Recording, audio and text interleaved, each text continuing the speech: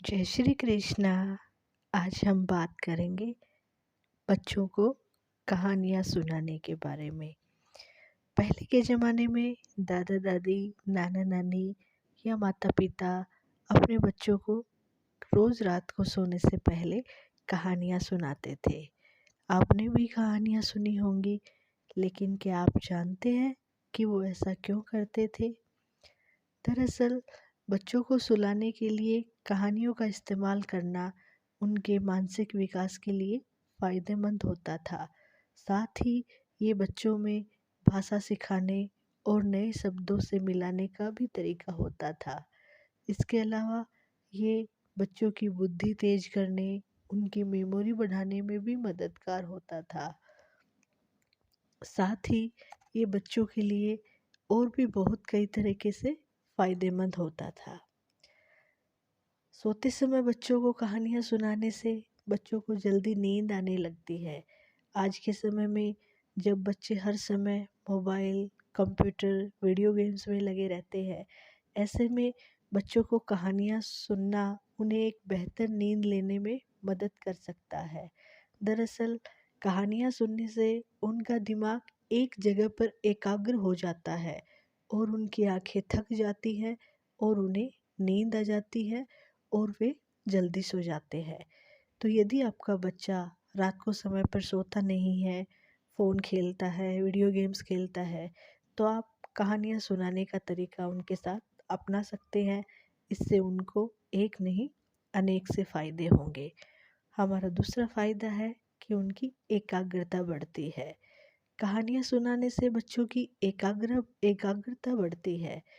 दरअसल जब बच्चे कहानियाँ सुनने लगते हैं तो उनका दिमाग बाकी चीज़ों से हटकर कहानियों पे स्थिर हो जाता है। फिर वे शब्दों और भाषा पर ध्यान देने लगते हैं। इससे उनके सोचने की शक्ति और एकाग्रता बढ़ती है। साथ ही कहानियाँ उन्हें आगे की चीज़ों के बारे में सोचने के लिए भी प्रेरित करती हैं। हमारा अगला फ़ायदा है कि बच्चों की कल्पना शक्ति भी बढ़ती है। कहानियाँ सुनाने से बच्चों की कल्पना शक्ति का विकास होता है। बच्चों में आगे के समय को ध्यान में रखकर सोचने की शक्ति बढ़ती है और वे शब्दों के माध्यम से अपनी दुनिया बनाने लगते हैं। वे कहानी के पात्रों की कल्पना कर लेते हैं और उनके बारे में ध्यान से सोचने लगते हैं और इस तरह उनकी कल्पना शक्ति बढ़ती रहती है। हमारा अगला फ़ायदा है कि बच्चे क्रिएटिव होते हैं और अपनी संस्कृति, कल्चर से जुड़े भी रहते हैं। बच्चों को बचपन से ही क्रिएटिव बनाने के लिए ज़रूरी है कि आप उन्हें अलग अलग तरीके से सोचने का मौका दें, उन्हें अलग अलग दृश्यों से जोड़ें। इसके अलावा आप कहानियों के ज़रिए बच्चों को बहुत ज़्यादा क्रिएटिव सोच दे सकते हैं।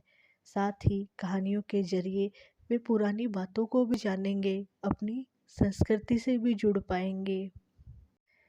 और कहानियाँ सुनाने का सबसे ज़्यादा फ़ायदेमंद और सबसे इम्पोर्टेंट पॉइंट है ये वाला कि मोबाइल गेम से परे किताबों में इंटरेस्ट आने लगता है। आजकल के बच्चे हमेशा ही मोबाइल्स, गेम्स और दूसरी चीज़ों में लगे रहते हैं। इससे उनका दिमागी विकास नहीं होता और आँखों पर भी बुरा असर होता है।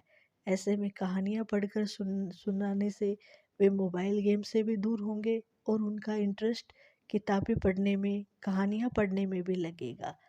इस तरह सोते समय बच्चों को कहानियाँ सुनाना कई तरह से फ़ायदेमंद होता है। जब वो छोटे हैं तब आप उनको कहानियाँ सुनाओगे, फिर वो जब थोड़े बड़े हो जाएंगे तो उनको इंटरेस्ट आने लगेगा और वे खुद से कहानियाँ पढ़ने लगेंगे।